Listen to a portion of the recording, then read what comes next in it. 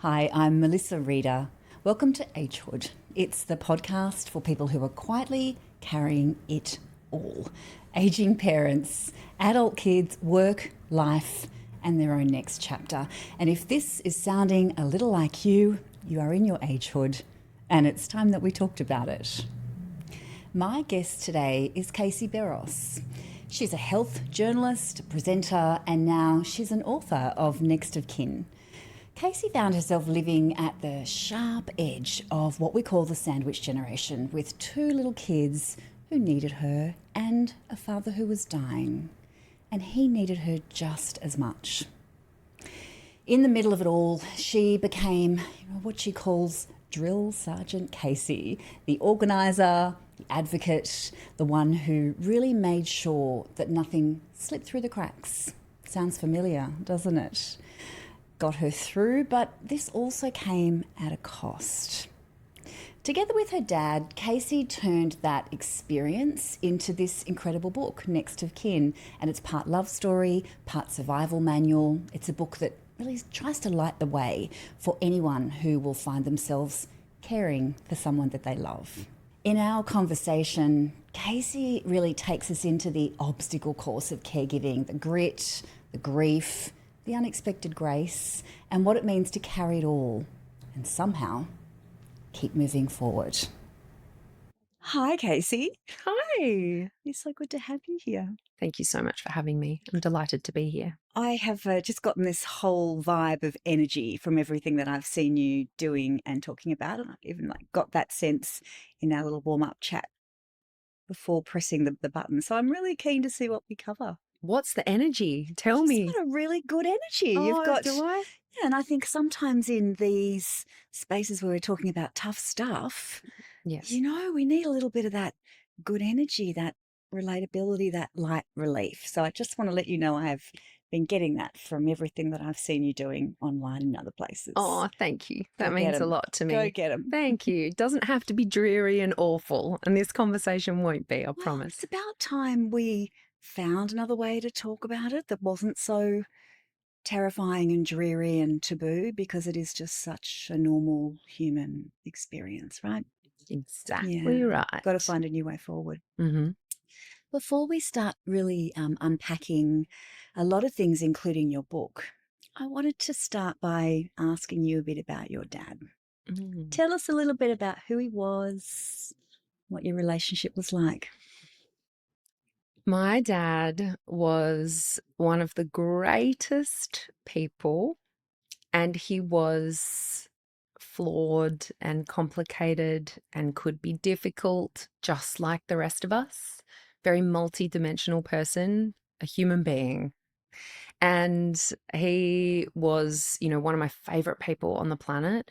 He was born Dennis, but was later known as Jack. Changed his name, never really identified. Never saw himself as a Dennis? No. And in fairness, he kind of wasn't really a Dennis. As soon as he told me that he had changed his name to Jack, and he played with that for a little while before he brought it to his family, he sort of in some semi-professional spaces and in some trusted, he used to do a lot of kind of mankind project, personal development work with men. And so for a couple of years, he had been known as Jack in those circles because it was this very sort of safe place for him. And when he brought it to me, I said, gosh, it really suits you. How old were you when he brought that to you? Like 35. Oh, okay, so not a child. I'm imagining that was in your childhood. Okay. No. I was an adult. And I said to him, I love it. It really suits you. And look, I've got a pretty liberal relationship with those sorts of things. Yeah. If you want to be Jack, be Jack. If you want to be a woman, be a woman. If you want to, whatever. And so I was thrilled for him, and he really kind of stepped into and he really embodied that. And some people who have known him for a long time still refer to him as Dan or Dennis, and I love that. That's their relationship with him. But he really felt like Jack. And he would be the first to admit that he treated his body like a playground. He had some pretty significant addiction issues when he was younger, particularly in his 20s. And whilst he was one of probably the most intelligent person I have ever met. So articulate, so intelligent, so passionate, so clever. He was never really able to put those qualities to best use. Right. So he was never kind of really able to stick at anything, be it study or employment. And I've got a theory about why that is. And I think it's probably a bit of a mix of poor self-worth, low self-esteem, and some unresolved childhood trauma, as well as some pretty heavy-handed self-medication. And, you know, even if it was just sort of nicotine and red wine and the affection of women, and in his latter years, you know, nothing too sort of heavy, I think that those things kind of hindered him from, I'm going to sound like my mother here, but like reaching his full potential. And you saw those tendencies in him, of course, even from when you were quite young, did you? Yes, very much so. I mean, my parents split when I was 1, so I don't ever remember them being together. So I've never known anything other than them being apart. But Dad had 5 children to 4 different women, and there's one 10 years older than me, then one 15 years younger than me, then almost generational, almost. Yes. Wow. Then 20 years younger than me, and then 21 years younger than me. So he was, shall we say, a free spirit. None of us were planned. But, you know, I think he showed up and was the very best dad that he could be for all of us, to varying degrees of quote unquote success at that. Were you close? Really close, really close. And, you know, from when I was very little, I split my time between my mum's house and my dad's house. And so, you know, I spent a lot of my time with him from when I was very, very little. And I suppose the upshot of him not being, you know, a career person was that he had a lot of time. He was there. A lot of time to invest in me. And as a result, you know, when I got to school, I was quite far ahead of the curve because he had invested quite a lot of time in me.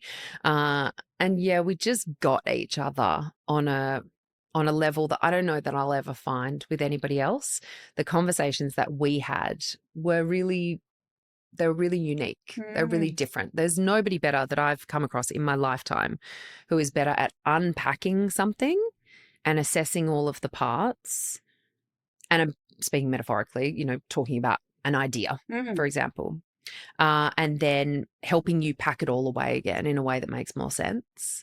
And I'll be forever sad that I don't have that anymore. But yeah, he was a ripper. An amazing dad. Jack was a ripper? He was. Oh, that's that just came out. Terrible connection. He was a wicked dad. Yeah. A really, really good dad. I really sense that. And I've sensed that in reading and hearing you speak on him in other shows. You called the first chapter of the book Pulling the Rug or Pull the Rug. Gosh, I mean, anyone that is listening that has been through that exact experience of an unexpected diagnosis knows palpably what that was. You happy to talk a little bit about, you know, that kind of event when you realised your dad had a really serious diagnosis? Yeah, so it was a beautiful reminder of how life can be going really well and you can still be picked up and shaken by your ankles by this thing that we call life. I just released my first book. I was sort of riding high on a bit of a wave of positive media endorsements and influencers and celebrities posting about my book. And I was so excited. It was my first book and I'd worked so hard on it. And it was so nice to have it out in the world. And my husband had just graduated from his master's degree. So we had traveled. Big family milestones going on. Big milestones. Yeah. And, you know, my husband is a teacher and I'm sort of in media. And so there are a lot more highs and lows in my career than there is in his. His is really steady. And so when he had graduated from Charles Sturt University, which is down in Wagga Wagga, he said, we're not going to go down. We're not going to drive down. And I was like, we are going. I'm going to force you into a gown and a cap. We're all going. The whole family is going. And we're going to get a fabulous family photograph. Yes, exactly. And I've got that fabulous family photograph. And when I look at it, it's like a window into the calm before the storm. Yeah, bittersweet. Yeah, because it was hours later that I got the call from Dad, and we are beaming in this photograph. Got 2 kids, got my husband in the gown, in the cap. I've watched him walk across the stage like it was a really That's a magical huge day. And for both of us, for one parent of small children to do a master's, that's like 2-3 years. Every weekend they're gone. You're solo parenting, so it felt like a milestone that we had reached together. And my dad had actually texted me the night before saying, let me know if you're around for a quick chat soon. Not a, we need to talk, or can we talk? No obvious flag No. in the text? No. And admittedly, I am like, if I get a message like that, I am speed dialing the source. I am not good at just waiting to see what they want to talk about. But I think we were out for dinner when I received the message, and I sort of wanting to let my husband have his moment in the sun. I said, of course, is everything okay? And can I call you tomorrow? And when I looked back at the message later in the coming days, once I had the news on board, I realized he didn't actually answer me as to whether everything was okay. Well, benefit of hindsight. Sure. Right? But he was sort of tactful enough that it didn't raise any alarm bells for me. And I thought, I think everything's okay. I'll just focus on this, and then I'll call him as soon as the graduation is over. And then what did he say to you when you had a chat with him? He said, sweetheart, I have some bad news. I said, about what? And he said, about my health. And I said, what's going on? And he said, I have mesothelioma. And for people who don't know what that is, it's cancer from exposure to asbestos. And I just remember the room that I was standing in, and then sitting in, and then slumping on the floor in, as he delivered that news to me. And I just remember the feeling of the blood like trickling from the top of my head down to my toes. And being the millennial that I am, I quickly put him on speakerphone and Googled mesothelioma prognosis. Now, I wouldn't recommend that anybody else does that immediately, but after, at that point, 15 years as a health journalist, I knew very quickly which were the reputable sources and which I should ignore. So I just wanted to get a sense of what we were talking about so that I could kind of snap into action and get this icky feeling out of my body. And I just remember my eyes jumping from link to link, and it was like 6 months, 12 months, fatal, incurable. Like I knew it was really bad news, the worst of the worst kind of news. And, he, on the other hand, was sounding pretty bright. He said that he felt quite blessed for the wake-up call. I think he was already looking for the silver lining.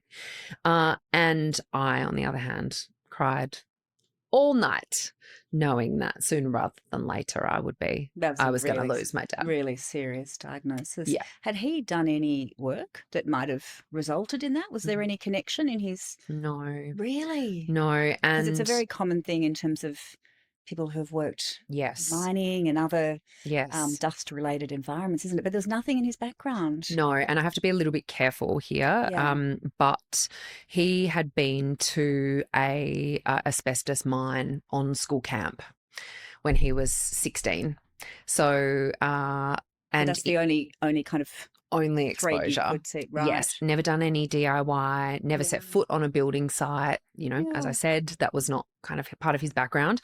And in Western Australia, because we have such a high diagnosis rate of mesothelioma, there is sort of it triggers an investigation into the case and potentially some funding for that person, which is by no means equal to that person's life or even to their suffering, but it was able to offer Dad a little bit of comfort in his final days, and I guess allow him some freedom to do some of the things that he wanted to do, to take all of his kids up to the Ningaloo Reef. Oh, what a spot. Yeah. And one of the things that Dad was able to deliver in his lifetime that wasn't a career per se, but delivered big impact for the community, was that he was the head of the Save Ningaloo campaign. So for people who aren't familiar, in the north west of WA, we have this beautiful big stretch of reef called the Ningaloo Reef, and it's kind of like the Great Barrier Reef, but it's never been... It's better. actually. Yeah. But I think. and it's better because it hasn't been overdeveloped within an No, it inch is of a its precious, life. precious place. I was just there for my 50th. Yeah, it's Yeah. beautiful. And so, Dad, that's a huge impact that he was able to have. Yeah. And it didn't deliver for him kind of career stability or income per se, but it delivered this huge gift to the Western Australian community. Legacy. Yeah. Yeah, it's like big impact stuff. So that money was able to fly all 5 of us kids and him up to Exmouth, and we went and stood at Maud's Landing and looked at this. We were the only people on the beach, and this white sand and blue water, and we could see what he was able to prevent from happening, which was amazing. When was Really that in the amazing. kind of course of his illness? When did that happen? Was pretty early. Was So he was it? diagnosed in June 2021. And in all honesty, so we were given 6 to 12 months. He was given 6 to 12 months.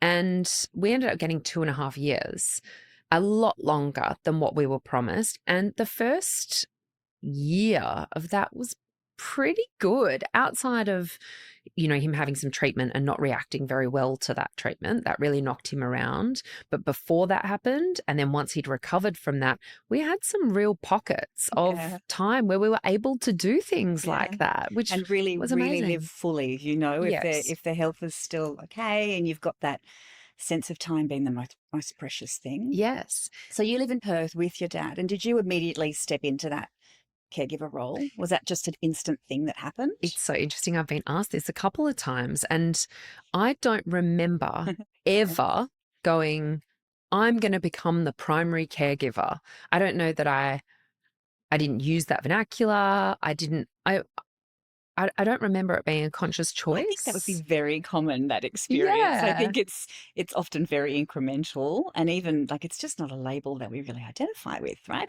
True. I'm becoming a carer. I'm becoming a caregiver. You're a daughter. I'm a wife. Yes. But it does happen just very incrementally. Yes, and I think you go into those situations almost subconsciously understanding what your family setup is. So, for example, my older sister is 10 years older than me, doesn't live in Australia. So the reality is that she's not coming home. And then the younger siblings are much younger than me, and as they should be, are focused on their lives. And so it wasn't fair to ask them to step up and become his primary carer. He wasn't in a marriage or a long-term relationship. He was in a relationship, but it was kind of on and off. And he's very lucky. Both of his parents are still alive, but they're in their 90s. So I don't know that it wasn't a duty. It also wasn't a really active choice. It felt just like a compulsion. Like, he got the news, I'm stepping in for whatever I'm needed for and whatever he'll have me for, and the rest will work itself out.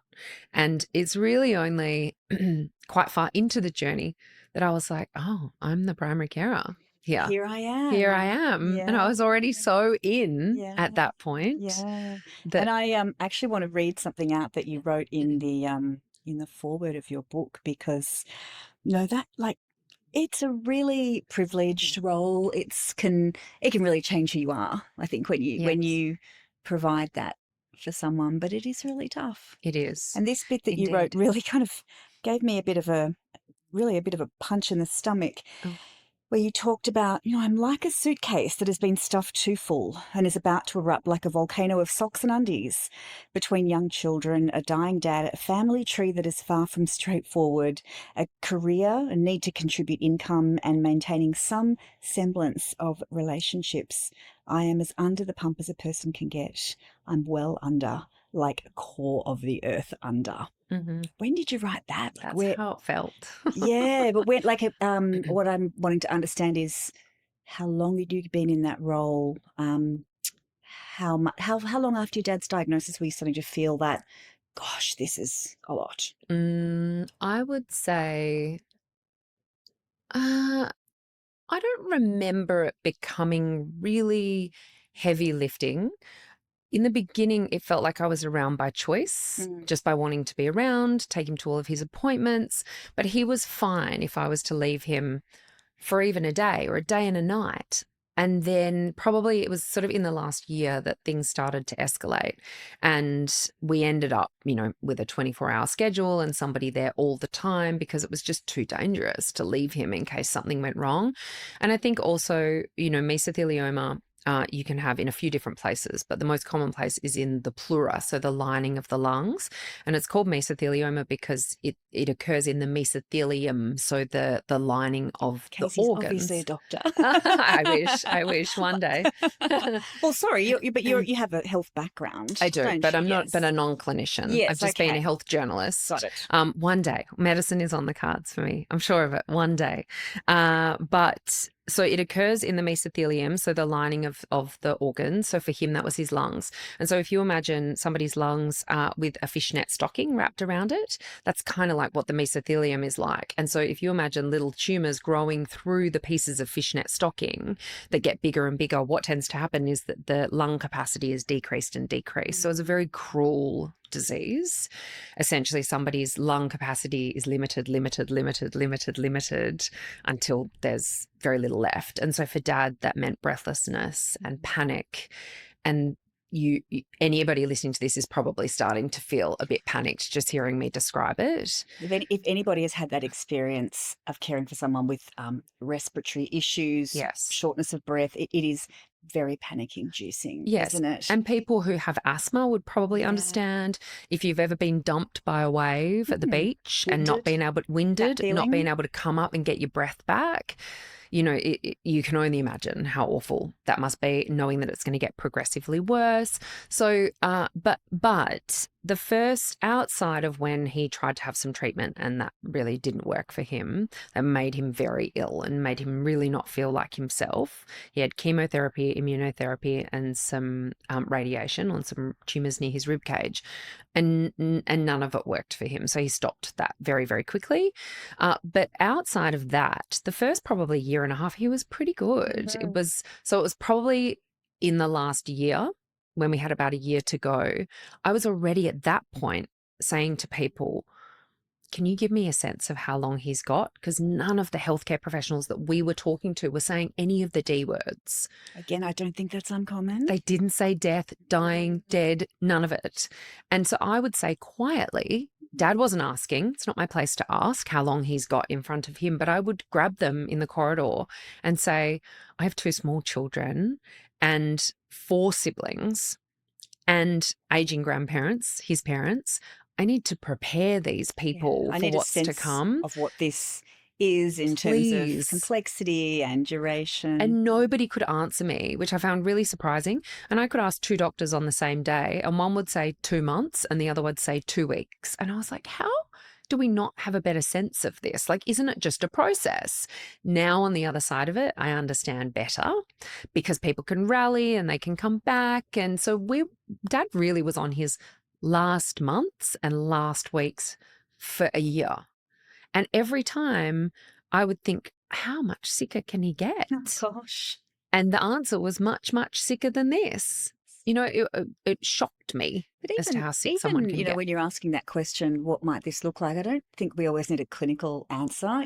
This idea of being honest with someone can also be held as you're being kind to someone. Yes. It can't always be too scary to tell the truth. Yes, it's true. And there's always going to be a lot of uncertainty around a prognosis, but sure.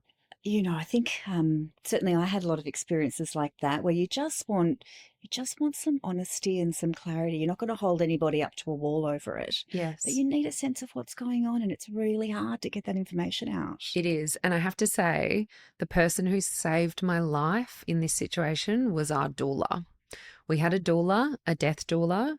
We brought her in to help with sort of the administration side of things so that it was less of a burden, and also to kind of work with Dad spiritually on like what could a good death look like.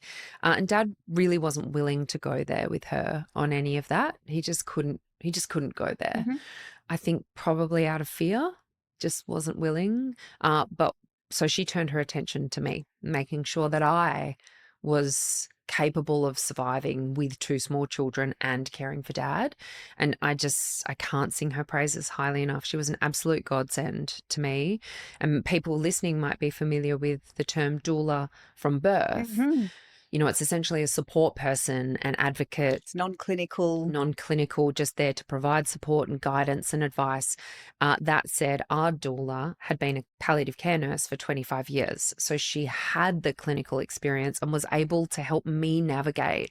So if I was confused about medications, or I wasn't sure whether something was serious enough for us to have to go to the emergency department, or You've got someone that you can turn to. And yes, that's so common. We hear all the time, I don't know what I don't know. I don't know where to start. And I know that in your book, you talked a lot about someone providing a guide, your book now providing a guide. yes. We just don't really have that for this chapter of life, do we? No In a way that we really way. need. Totally. And I think I thought that there would be some like magical administration death fairy that would flutter down from the sky. Tell me a little bit about that death fairy. What would that look like? I think I was just like, somebody must be in charge here. Yes. There must be somebody who's going to tell me the exact process. They're going to connect all the services. Like, we'll be guided through this because he's going through the worst time of his life. That's the point. And this is part of being human. Yes. This is not a completely isolated experience. That's right. This is the thing that isn't 1 in 10 or 1 in 5. Exactly. It's 1 in 1. 100% What did you find when you went looking for that magical fairy? I found that the fairy was me. I was the fairy. He is anointed the fairy. Which sucked to learn. I was like, I don't have these skills. I don't know what I'm doing. I don't know the process. I don't know anything about this. Never been through this before. Yeah. And so the doula was the closest thing I could find to a fairy. And look, it's a powerful lesson to learn, is that in healthcare and death care and aged care, no one is coming to sort it out for you.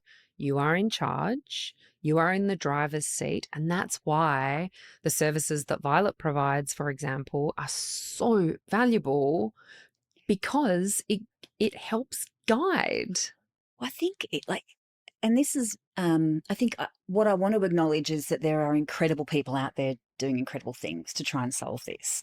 But when you're in that seat, when you've had that pulling the rug moment, my experience was things felt really bureaucratic. The things that I did stumble across on like cold, sterile websites. Oh, yeah. 8 pages into a Google search. Yes. You know the ones I'm talking about? I do. They just didn't in any way feel like they really understood what I was going through and what I needed. I had to really search them out. Yes. And then I remember calling a few places and getting answering machines and nobody called me back, and that kind of an experience. Yes. And the other side of what I found is just very, very clinical information. And I needed something in between. I needed something that kind of saw this as a person and as a human and as a family that was really grappling with a tough situation. Yes. They might have needed a fairy too. Yes. That's right. Yeah. We all need a fairy. Yeah. If you've never been there before, you know, if you were going through anything else in your life, starting a new business, buying a house, any of those big things. Pregnancy, birth, retirement, all those big chapters. You would have all of this support, all of this knowledge, all of this education, heaps of services available to help guide you. And then you get to the other end of life and it feels like you are completely on your own. Yeah. And I was walking around the hospital, hospital wards, and I was looking at all of these other, presumably, next of kin, bumbling around the same halls as I was, probably calling the same services, asking the same questions. You'll be on hold for 46 minutes. It's like, this is wild to me that we don't do a better job of talking about this, that nobody seems to be really helping guide us through it. And you're right, there's some really well-intentioned services out there who do really brilliant work. And when you're in crisis, it feels so hard to engage with them. You're right, none of it feels human. Yeah. None of them are kind of meeting you where you are in that overwhelm. Yes. Where you can hardly think straight. It's a bit of a fog. Yeah. The panic's rising. Mm-hmm. It's a very hard space. Which I will say that like a good hospital or hospice social worker can be worth their weight in gold on that front. They really, really can. They are masterful connectors to services. And when you're in it and you're so overwhelmed with everything that's coming at you, I've no doubt that I had really great conversations with hospital social workers, for example, and I didn't action any of the things that they told me to do because I was so gobsmacked at the situation that I was in. They're also incredibly busy, incredibly stretched Absolutely. because of the need. Yeah. Do you remember a moment in that experience with your dad where it just felt too much? Yes, many. I remember my dad lived in an apartment and it had no lift and he was on the top floor, just of 3 floors. 3 flights of 3 stairs. flights of stairs. That's a lot, Casey, It's for a lot. someone with a respiratory degenerative lung condition. Totally. Okay. And so I was in a position whereby, and he was renting, and I was in a position whereby I was trying to be prospective about what the decline might look like. Like you started to notice the forecasting. stairs. Yes. Yeah. The stairs started to get harder, and you don't know whether or not with any condition, but particularly with mesothelioma, it's not sort of a slow and steady decline. It can be, but it can also look like this and then like this. Have a really significant decline and then things look very different. Exactly. Yeah. And I was thinking to myself, if things go bad quickly and he can't get up the stairs to his apartment, no matter how many jokes we can crack about hauling him up on a surfboard and what have you, the reality is if I can't get him up to his apartment, I can't get him up to his apartment. Luckily, my house is single level, so I was putting in place all these sorts of contingencies. And I had to have a conversation with him and say, Dad, like, I think we're going to have to move you to a place where we at least have a lift. I had offered for him to move in with me. I have 2 small children. They're very loud. He understandably doesn't want to be around them all the time. And whilst I would have done it and we all would have survived, there was probably a part of me that was worried about what they would see in having a sick person in our house. You might have needed a little part of your life that was some semblance of your normal life. Yes. Too, a little bit of a bubble that you could return to when you really needed it. Yes. Did your dad have oxygen at this point? Like, was that part of his everyday? Probably for the last, my memory is so bad. Yeah, it I all reckon kind of maybe for the last together. year. Yeah. And it got progressively, in the beginning it was only occasional, sort of in the mornings in particular, he was quite bad. And then maybe later in the evening. And then it started coming out with us. And then it was like, oh no, we've forgotten it. And it was a big deal. And then it was all the time. So that was probably a slow and kind of steady decline to him needing it more and more. But yeah, I mean, I remember at that moment when I had said to him, we're going to have to move you. We're going to need to find another apartment. I remember him saying to me, well, maybe I should just go into hospice now. Like maybe this is too much for you to find another apartment. So he wasn't and move upset me. with you for saying that he might need not at to that move. moment. Because I can imagine that might be really hard. He has to give a lot up Yeah. to hear that reality, but obviously it was very much becoming a reality. Yes, and you as the carer, as the daughter, as the person who cares about them, you're left in this awful position whereby you're saying, I can see that you're deteriorating and I'm worried about you. And at the end of the day, they're in charge. It's their body, it's their life, it's their death. You can sing till you're blue in the face about what you think they should do or what would make your life easier in terms of caring for them. But if they're hell-bent on staying in the apartment with the 3 sets of stairs, so be it. And so we did secure another apartment. It was just around the corner, which was great, and had a lift. First floor, wonderful. We're really happy with that.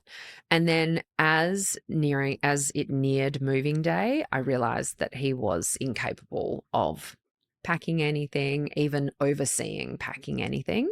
So my husband and I packed up the entire apartment. Was that purely like your dad was too unwell, or was it actually too emotionally tough as well? It was both. Yeah, I can imagine that it might be. Totally. And I remember rocking up on moving day, and he had assured me that the day prior, I must have been at a work function or something the day prior, and I remember him assuring me that he would have it all done by the time we were there. And I'd been doing it for 2 weeks, a few boxes every day, like we'll get there. And there was a bit left to do. And I said, if you haven't got through it, don't worry, we'll finish it off on the morning. And I remember coming and nothing was done. And not only Oh, gosh. not only was he not capable of packing it up, he wasn't even capable of being part of the move. And I'm not for a second would I have been expecting him to be lugging boxes up and down, but he wasn't even well enough or capable emotionally, physically, to sit there and direct people. Say, this goes there, that goes there, pick this up. He just had to, I can't remember what he did. I think he stayed in the bedroom and we'd moved everything out, or he went to my house or something. I can't remember. How did you manage that moment? Did you have to do some tactical breathing and kind of keep the emotions in? Yes, I did. Oh, I'm getting a bit of a physical reaction to how that might have felt. And I completely empathise with your dad's feelings, because it's kind of like someone moving into aged care. You are recognising a very real decline, a real change in your life. Yes. You're not going back to what was known, and you've got your whole physical surrounds are going to change as a result. So there's grief in that for your dad. There's shock, there's pain, but you're the daughter trying to sort all this out, and then you arrive and everything has to be done. Everything has to be done. And I remember it was early on a Saturday morning, I want to say, and my husband and I and my children were supposed to be going away that afternoon. And our plan, I can't remember where we were going, down south or something like that. And I remember we were supposed to leave at 3:00. That's what we'd agreed, that we were going to go over to Dad's, move all of his stuff. I think a couple of people came and helped us for an hour or two, but really it was my husband and I all day. We got there at like 8 a.m. And I remember as the day worn on, and it just felt like we hadn't even put a dent in how much we had to do. Gosh, that family holiday is kind of And I remember it got to 3 and we still had so much to do. And because we were going away, we had to get everything out. It got to 3, and then it was 4, and then it was 5, and then it was 6, and then it was 7, and we were still going. And I just remember feeling so grateful for my husband, so grateful, and B, feeling really guilty that, this holiday that we were supposed to be going on. My children were so excited. And then I think we ended up leaving at 7 p.m. I think we made the call. Oh, you did get away. I think we got in the car and we drove, and we were like, the kids will fall asleep in the car. At least then we get to wake up down there, because I suppose we're only going for a few days, and we didn't want the trip to be cut short. And I remember for weeks after that, Dad getting grumpy with me because he couldn't find certain things, even though I tried to meticulously label every box. Usually when he asked me, I knew the answer to what box it was in, but you know what moving house is like. You often can't find things for ages. And so he would be asking me, and he would get really cranky because he couldn't find these scissors or whatever it might have been. And I remember him being angry kind of made me angry. It felt really thankless. And that's probably a bit silly, but in the moment I was like, I packed up your whole apartment and moved you, and would do it again in a heartbeat. Of course, because it's what you need, and I'm so happy that you're here, but just like, give me some grace. It's a real underbelly emotion, isn't it? Like you've talked about guilt and maybe feeling a bit frustrated at the things that you thought that might have been done that weren't. Did you get angry? Did you feel resentful through some of those moments? Yes, I did. I remember being at Dad's house, and Dad had this red bucket that lived beside his bed, and it was just like a standard run-of-the-mill Bunnings lip handle bucket. I can see it. White handle? You can see it in your head? Yes. Ours was black. Do you have a white-handled one? That's Perhaps. exciting. I'm sure Bunnings still somewhere does. So he had this bucket, and so what would happen is the fluid would kind of build up overnight because Dad was lying horizontally, and when he would wake up, he would feel kind of full of fluid, and it would make him breathless and panicky. So he would go through this sort of 40-minute process of clearing that fluid. And a lot of that, speaking of clearing fluid, somatic response. Interesting, isn't it? How our bodies work, yes. A lot of that fluid would need to be spat into a tissue and put beside his bed. And because of the volume of scrunched tissues, the bucket would fill up quite quickly. And so I would empty it every day.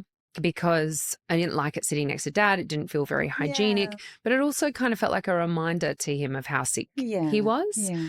And I'll never forget being at his apartment, the new apartment, and I took it downstairs to empty it into one of those big bins downstairs. And I tipped it upside down and went to tip them out, and there was one tissue left. And so I tapped the rim of the bucket and hope in the hope that it would dislodge, and it didn't. So I tapped it a bit harder and it did dislodge this time. But instead of going into the bin, it kind of hit the rim of the bin and then me and then the floor. And it was one of those like, oh, moments. Like, and it's over a stupid tissue. So I reached down, picked up the tissue, threw it into the bin with more force than was probably necessary for a tissue. And then I turned to go back upstairs and I caught the bin between my body and the big garbage bin, caught the bucket rather between my body and the big garbage bin. And it kind of knocked me off course. And the bucket just sort of fell to the ground and tumbled and then rolled into the middle of the driveway. And look, I've got fairly poor spatial awareness on my best days, but like on my crippling exhaustion days, it was even worse. And so I will never forget staring at the bucket and thinking, I am so angry. I am angry at any and all gods and the universe. I'm angry at cancer. I'm angry at asbestos. I'm angry at his source. I'm angry at the doctors for not understanding that to them he is just patient number 462, but to me he is my dad. I am angry at myself that I can't find a way out of this. I've usually got someone I can call, something I can do. I've spent 15 years as a health journalist at that point. Usually someone knows someone who can get me an appointment, who can do something. And this was one of these settings where there was nothing that I could do. I couldn't grind my way out of it. And so I did what any self-respecting adult would do, and I lined that bucket up like I was David Beckham, and I kicked it as hard as I could into the wall that was sitting opposite. And I remember it hit the wall with a real crack. Yeah. And then it completely failed to crumple under duress, even though I had given it a red hot kick. Wrap for Bunnings and the quality of those red buckets right now. Exactly right. And then it just kind of rolled like playfully back into the middle of the driveway, like taunting me with its superior resilience and its stupid handle. And it was one of those moments that I was like, God, I really hope nobody saw that. But I just had to let that out for a minute. I did. It was like my version of a rage room. I just needed to kick something. I mean, that sounds pretty reasonable, honestly, yes. Considering everything that you were managing. That sounds pretty reasonable. Poor bucket. And probably very healthy just to kind of get some of that out. So my answer is yes. Yes, I felt angry sometimes. And I will say for people listening, I think that when we are faced with our biggest challenges, it's like putting our personalities under a microscope. So if you were private before, you become more private. If you were emotional before, you become more emotional. And that might not be the rule, but that was certainly fit our experience. I think that's so true. I think it magnifies, it amplifies. If you've got a slightly tetchy relationship with a sibling, yes, that's going to really dial up, isn't it, around some of these kind of pressure cooker moments. Yes. The things that, might be a tiny little bugbear become a real issue. Yes. Just because of the level of stress and pressure and uncertainty and everything that you're dealing with. Yes. And so Dad and I had always had a really good relationship, but Dad had a strained relationship with himself and with his place in the world, and that was magnified. So I'll never forget interviewing Zenith Virago. Yes, you've had her on the actually, podcast, haven't you? Yeah. So she is, for anybody who doesn't know who's listening, probably Australia's most famous death educator, wonderful woman. And I'll never forget her saying to me, when someone is dying, they either expand into love or contract into fear. And when she said it, I was like, when people use language with me, did it sound a bit woo-woo at the time? And I have really limited capacity for woo. I don't have a lot of woo-woo. And then I got there and I was like, you could see it happening. She was right. When he was grateful and showering me with love and affection and open and adventurous. He was pure love. And when he was short and grumpy and second guessy and mistrusting, that was pure fear. And annoyed about the scissors that went in the drawer. Exactly. That was pure fear. And I suppose we think that when the hardest thing in the world is happening to us, that these little grievances will become, doesn't matter.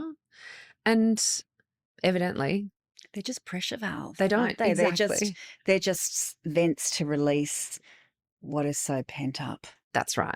As you go through and this. So certainly there were moments between, we didn't fight, but certainly there were moments. Dad had always been in real favor of sort of raw truth and generosity of spirit, and didn't always love when the raw truth was brought to him about anything. And I still felt like that was my job to bring it to him anyway, when he said that that's what he wanted. Give me an example of that. Yeah. So there was, as I said earlier, nobody was saying the D words to him. Mm-hmm. Nobody was saying death, dying, none of that. And I'll never forget one night we were at the hospice. So dad did manage to die at home, but we did put him into hospice for 2 weeks to get his symptoms under control. Mm-hmm. Then he came home for 2 weeks and then he passed away, which was what he wanted. And that's amazing. But I remember being in hospice, and Dad had a really extended period of what's called terminal restlessness. So his body needed to move and move at all times. So we would walk / shuffle is probably a better term for him, because his feet were so swollen with fluid at that point that they didn't fit in shoes or slippers. So we would kind of shuffle around the hospital grounds for hours and hours. It was like his body just had to keep moving. Isn't that interesting? I've heard about that with dementia, terminal agitation, but I haven't heard about it in a cancer experience. Same thing. And so he's really struggling to breathe. Yes. And he's quite very unwell. Yes. But he has this need to be moving. Got to keep moving, and couldn't fall asleep. I remember watching him, and he would go to fall asleep in his chair, and then his body would jolt awake, as though that if he let his body go to sleep, that the universe would take him. So it was a really tricky time. That's really interesting. Of trying to manage that with medications and what have you. And the doula said to me, I need you to understand, Casey, I have never seen this terminal restlessness go on for this long like this. And it wasn't related to pain. No, he had very little pain. It was maybe an existential thing. I think so. Yeah. But I remember us shuffling through the hospice grounds, and he said to me, be honest with me, do you think I'm getting out of here? As in out of the hospice. And I said, I remember distinctly, I had this moment between his question and my response, and I really breathed into it because I didn't know, was it kinder to tell a white lie? Was it a white lie being perhaps, yes, I do, full stop? A softer version. Exactly. Of the truth. Exactly. And what he was asking me for, which was the truth. So I remember breathing into the space between the question and my response and saying something along the lines of, I do, Dad, but I think you think that you're going home for a bunch of good weeks. And it was, I chose my words terribly, but I think what I was trying to say to him was, yes, I do think you're getting out of here. I do. But I think that you are sort of fooling yourself into thinking that you're going home to have an extended period of good time, and I don't think that that's coming. Time is shorter than he was ready to reckon with or ready to realise. And if I had a go again, I would probably say to him, I think your care needs have changed whilst you've been in here. And yes, I absolutely think that you're getting out of here and you'll be going home, and I should have just left it at that. And I have spent hours and hours replaying that conversation again and again and again, and trying to, and beating myself up about it. And now I'm trying really hard to look at that girl, that woman, with total compassion and give her the respect that she deserves, because he was coming to me for the truth, because he wasn't getting it from his healthcare professionals. And but he didn't like it when I said it. So, well, two things. I mean, the fact that you were courageous enough to have a conversation with him, like that's something to be really proud of, because there would be a lot of people in that situation that might say, isn't the sunset lovely? yes. Do you think it's going to rain tomorrow?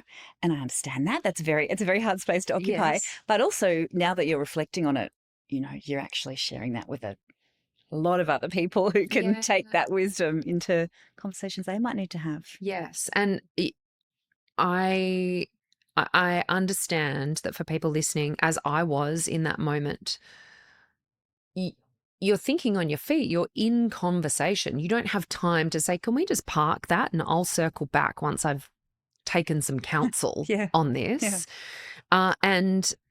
So I guess I would say you're not always going to get it right. I don't feel like I got it right in that moment. And I remember his reaction was, what did he say? He said, oh, well, that's giving it to me straight. I thought I'd give it a good fist. That's what he said. And I remember it hurt me so much, because I felt like I had let him down. He had asked me for the truth. Because you were the truth teller. I had given him the truth, and he didn't like it.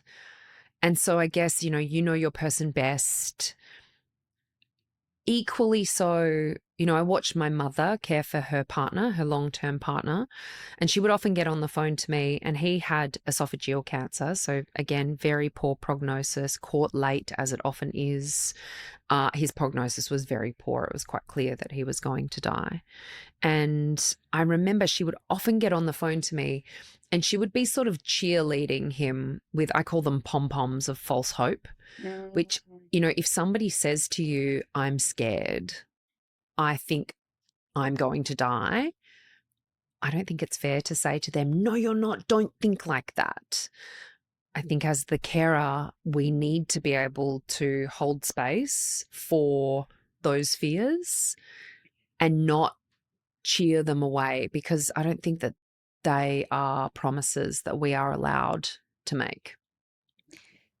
I have a lot of thoughts on this, because in conversations I was having with my husband when he was very unwell, I was really trying to figure out how to be the truth teller. And I just didn't know how to do it. And I was so worried about kind of betraying him, popping the balloon of hope that was what he needed just to get through the next day.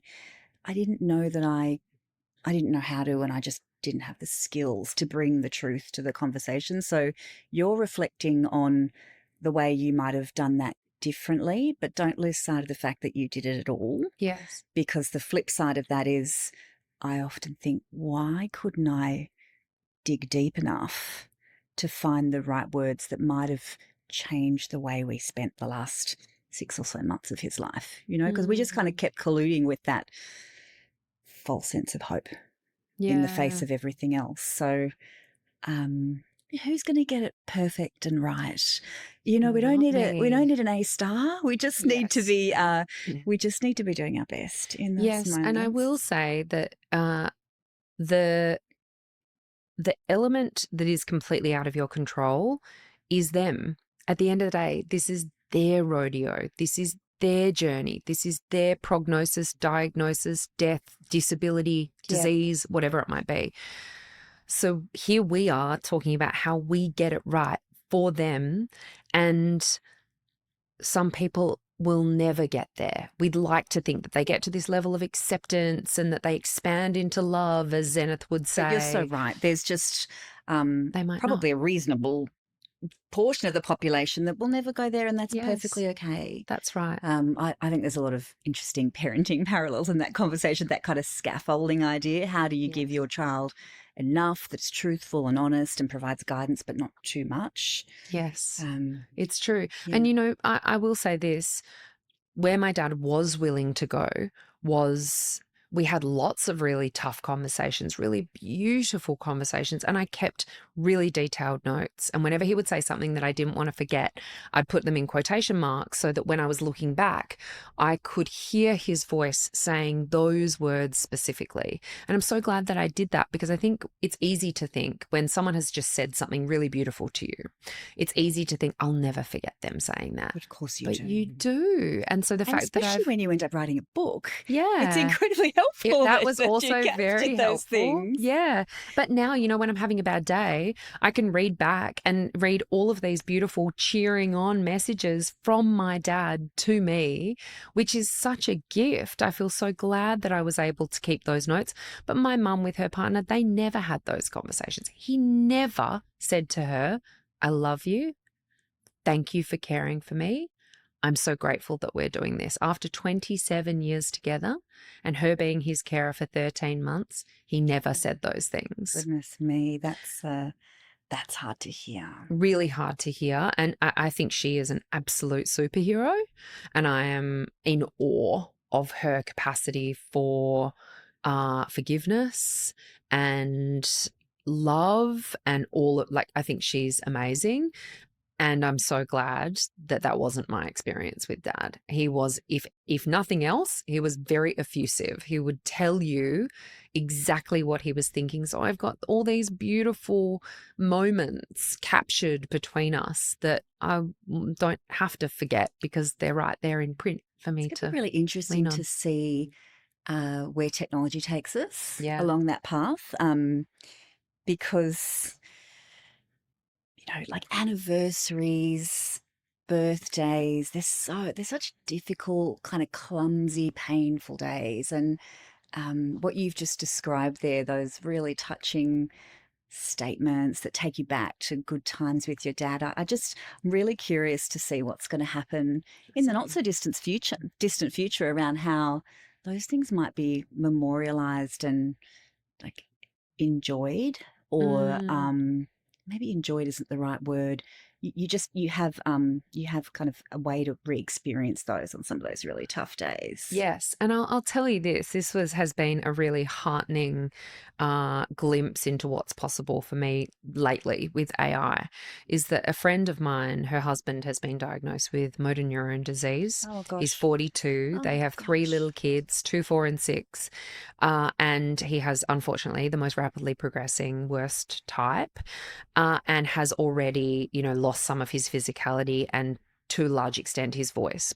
And we did a big fundraising event for them, a trivia night for them a few months ago.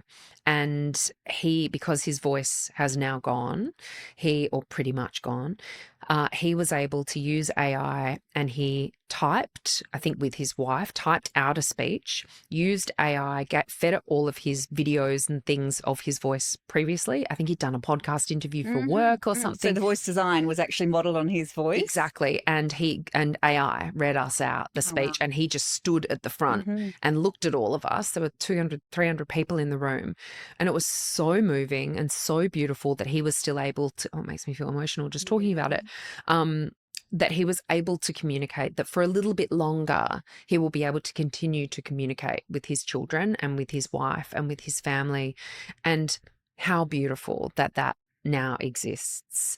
And I'm sure it will be used in all sorts of the wrong ways. Yeah, also, there's both sides to the coin, obviously, but I think there's some really interesting opportunities. Let's talk about the book a little bit. I really liked reading the reviews, and I was reading one that said, it's got a part permission slip, part prayer, part instruction manual. I thought it was just a really great way to sum up what you've been tackling. Why did you call it Next of Kin?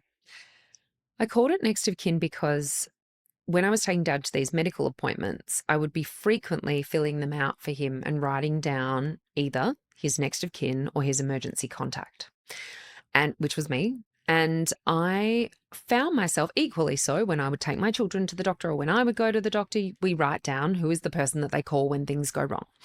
And I found myself thinking about the fact that we write that name down, that phone number down, and we never expect the phone to ring.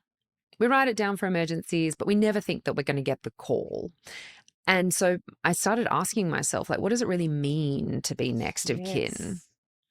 And what do you do when the phone rings and you answer and you are the next of kin or you are the emergency contact and things have gone wrong? What does that look like? And why don't we have a better guide to be able to help us through some of those really, truly awful times? And so it just stuck. I just loved it. Yeah, I really like it too. I don't know if you've come across some of the work that a great doctor in Hunter Valley has done around this idea of if I couldn't speak for myself. It's like the two questions. If I couldn't speak to myself, question one, who would I want to speak on my behalf? I'm so sorry. That's okay. I've got one of those real tickles in my throat that is making my eye water. Let's take a break for a minute. May I please grab that glass of water that you took out? I'm so sorry. Oh, you poor thing. Oh. And of course, the more you think about that, the worse it gets. I was like, go away, go away, go away. I've lived in fear of this happening to me. It happens to me maybe once every Don't worry about it. 3 months. And I live in fear of it happening on stage. Live radio, not so good. Live TV, not great either. Exactly. But on the podcast, don't worry about it. Oh, so sorry. All in post. Magic of editing? Yes, right? Thank you. No worries.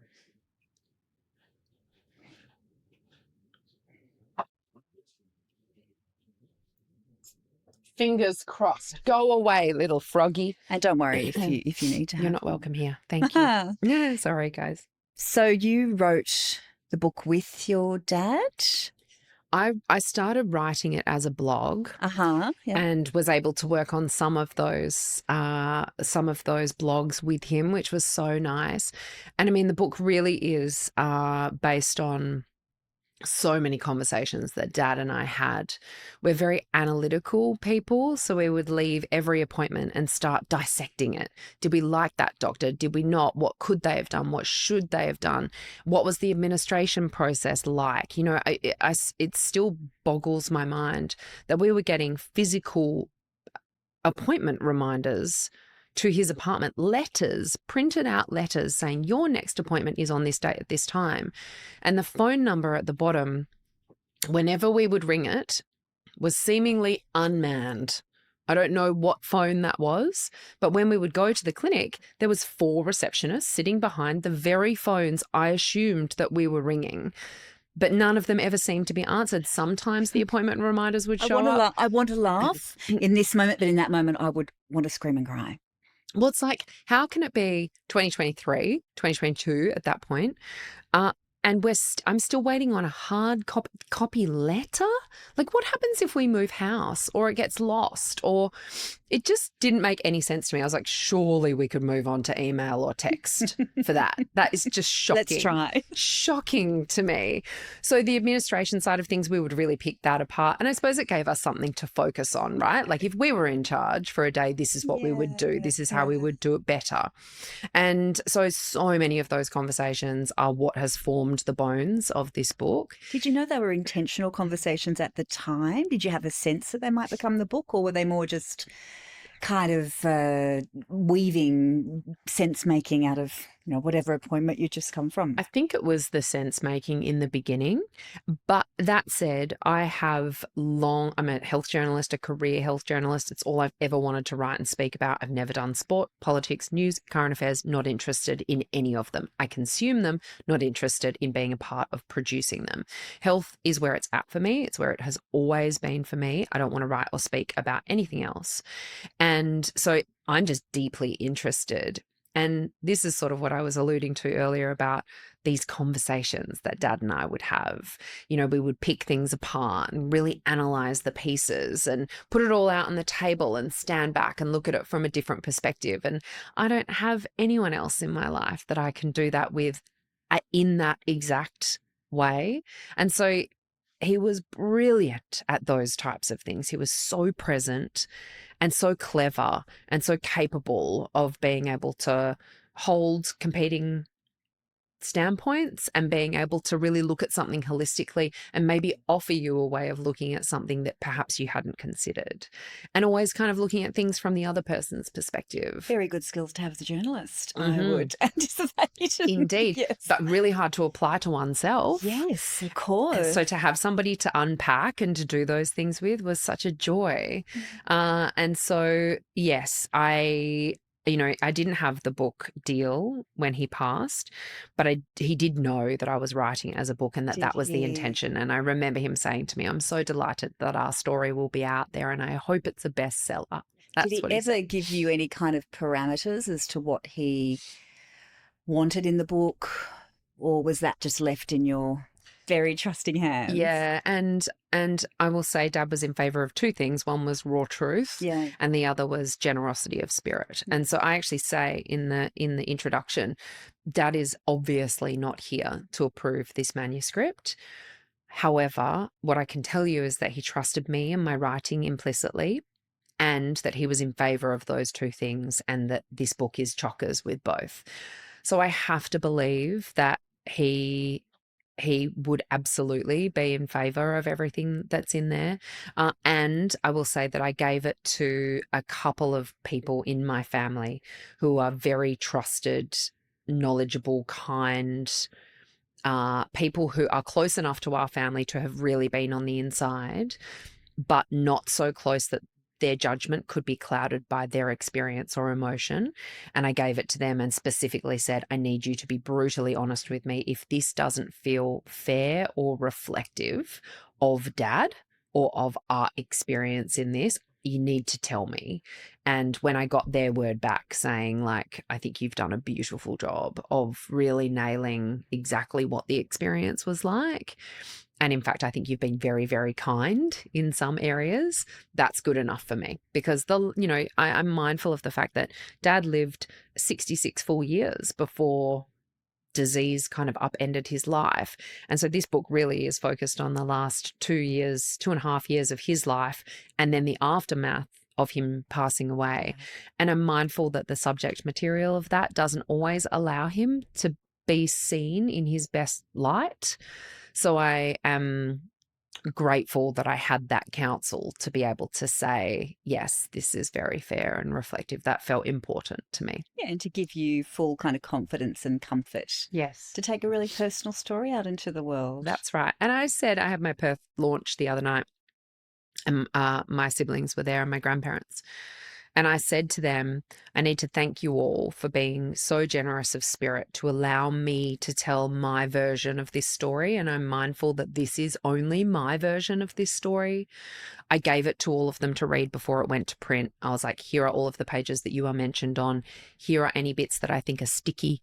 Can you please have a look? If you've got any issues, tell me now so that I can fix it before I go to print. It's the right thing to do. Yes. And so I said to all of them, I'm grateful. I appreciate that you have your version of these stories, but the fact that you would be so generous of spirit to allow me to step up and tell my story and Dad's story in a very public way like this, I think is a real credit to them.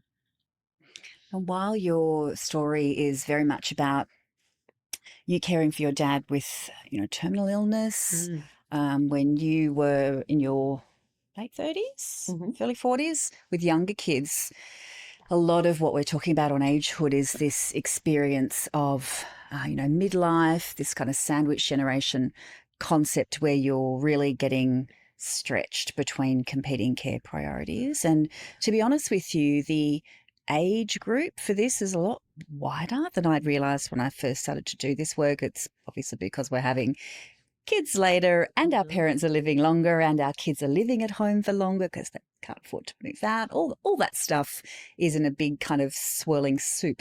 And we've never had, as a society, we've never had longevity and volume, as in the baby boomers, happening at the same time. So it's, the biggest demographic shift we've ever seen. Yes.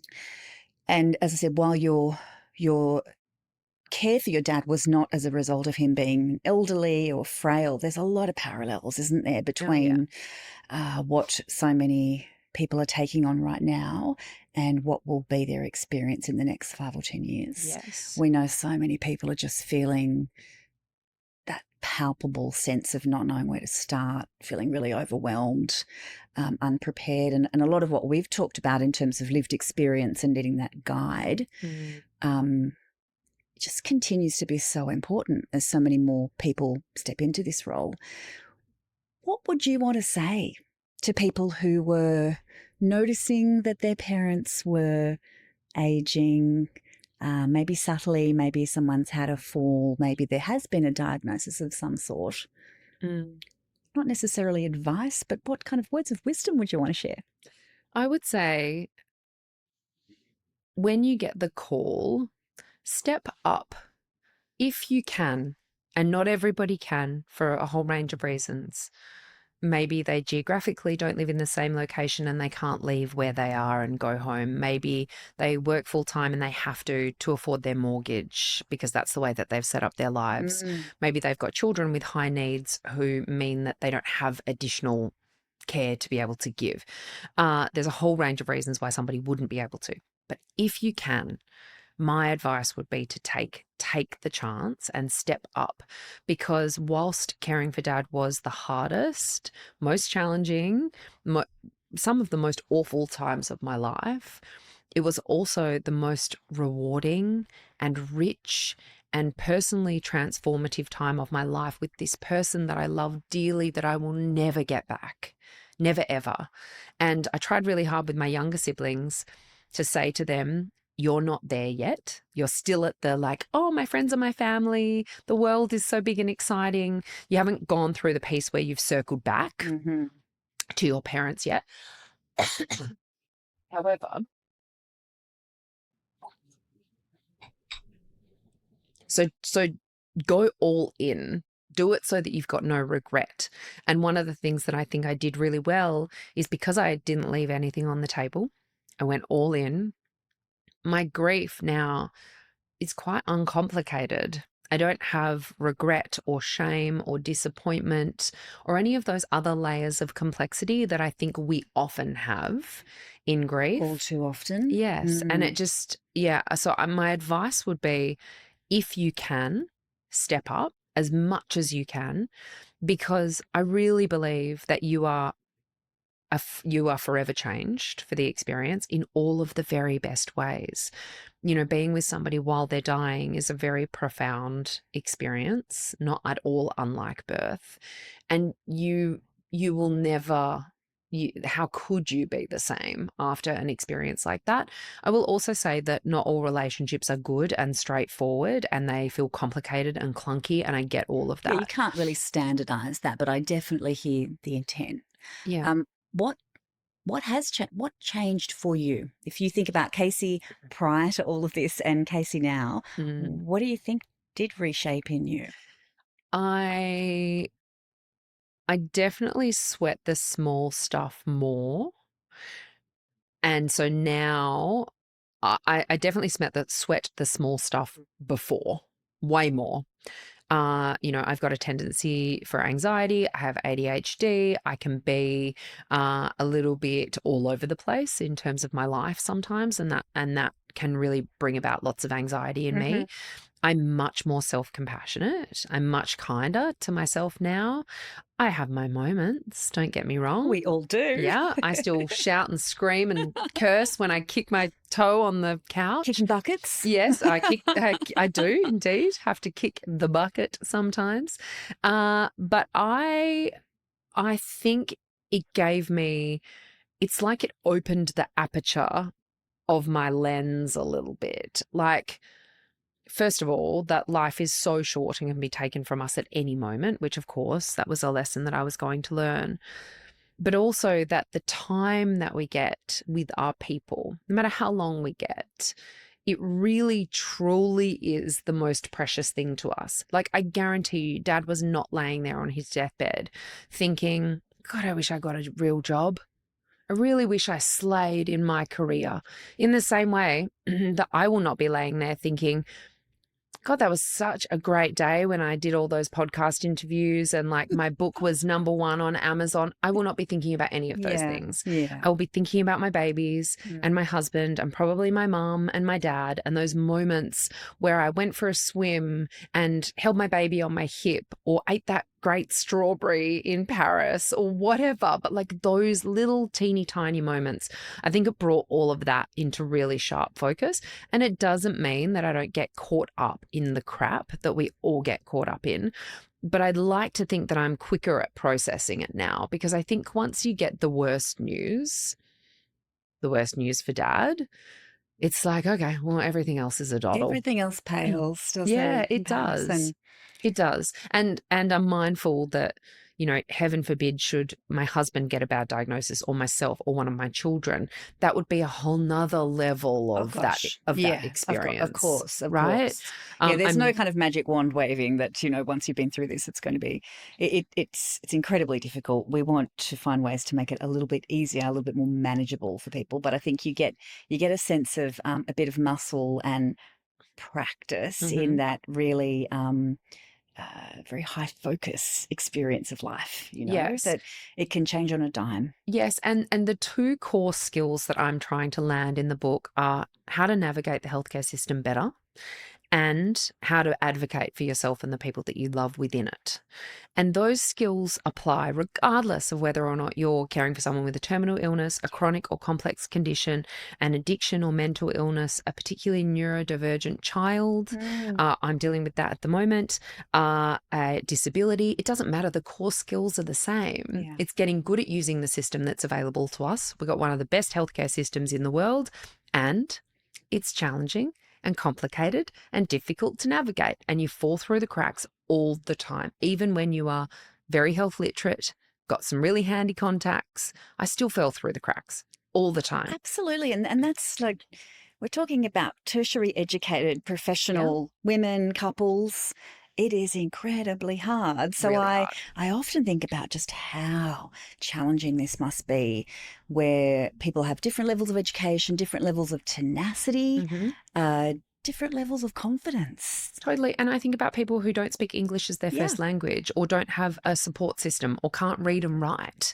You know, we have a real equity problem in healthcare in this country. What's available to you and I is not available to everybody. It's very postcode oriented in terms of very much access so. and quality. Very much so. So I'm super mindful of that. However, those two skills, anybody can acquire them. They, you know, advocacy in particular, they're higher order executive function skills, good communication, good negotiation, and relationship building. But anybody can learn them. They're life skills too, aren't they? They really they're are. applicable to the health system, but right. So far beyond That's it right. as well. And for people who are listening, they won't be able to see. But if anybody's watching, you'll be able to see that I'm holding my copy of the book in my hand, and it is marked It's much loved to buggery because I will use it forever. I'm going through it with my daughter at the moment. She's neurodivergent. So now I'm navigating that whole world. Yeah. You know, I had to call 11 psychiatrists to find a psychiatrist that even had their books open that I could even get an appointment with. We waited 9 months for an appointment. This is privately. Publicly is a whole different kettle of fish. We waited 9 months for our appointment. Our first appointment was $1,000. We got $200 back from Medicare. I'm mindful that the majority of people will not be able to do that, and that breaks my heart. But this book will teach people the skills to get what you need out of the healthcare system. And I always say our healthcare system is like Lego. It is designed for the pieces to fit together. Primary health, so GPs, allied health, so pharmacists, psychologists and the like, physiotherapists, and then acute or tertiary care, so hospitals and specialists. They're all designed to fit together, but you are the person playing with the colourful blocks. It's your design, it's your diagnosis, it's your journey, it's your geographical location. You have to learn to work with what you've got and then know that you are the one that's in charge. Nobody's coming. And let's keep doing our bit to find those ways to give people that guidance, Yes, and that support to help them with that Lego building. Hey, tell listeners where they can get this book. In all good bookstores. It's coming out in an audiobook as well? Yes, that's about 2 weeks away. So it came out in paperback on the 27th of August. So it's in all good bookstores, Amazon, Booktopia, in the airport. Saw it in the airport yesterday. How That was very exciting. and then, so about mid-September-ish, the audiobook comes out. And then it comes out New Zealand, Canada, UK and US in the next month or so, which is very exciting. Go get them. That is so brilliant. Thank you. Hey, I've really loved the conversation. Me too. Hope we can talk more. Thanks for being so open and sharing all of that. I think you've given a lot to a lot of people. I hope so. Thank you so much for having me. Thanks.